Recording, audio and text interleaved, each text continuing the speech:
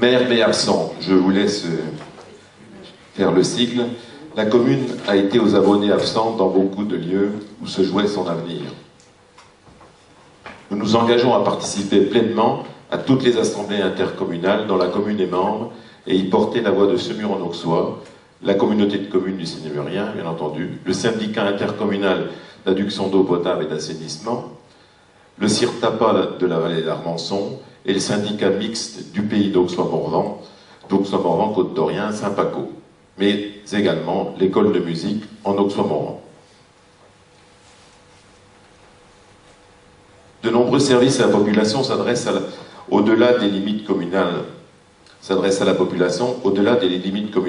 mais sont financés par les seuls contribuables semurois.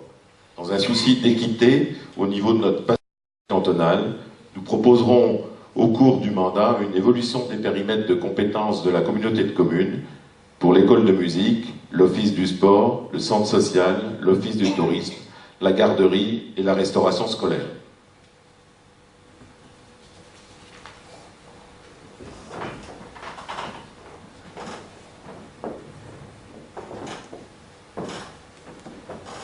Dans une période où l'argent public est de plus en plus rare et les capacités contributives de nos concitoyens limitées, nous nous engageons à mutualiser, dans le cadre de l'intercommunalité, des services à la population et aux communes.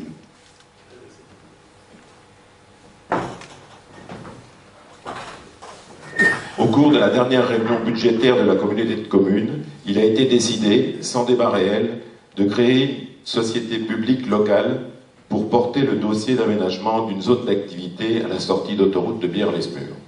Son coût s'élèverait à plus de 2 millions d'euros. Doit-on poursuivre dans cette voie? Nous souhaitons débattre de l'opportunité de l'aménagement de la zone logistique de Bière, ainsi que de ses conséquences sur notre zone d'activité communale. Le lac de Pont est un lieu essentiel dans la politique touristique de notre canton. Le VVF en est aussi un élément majeur.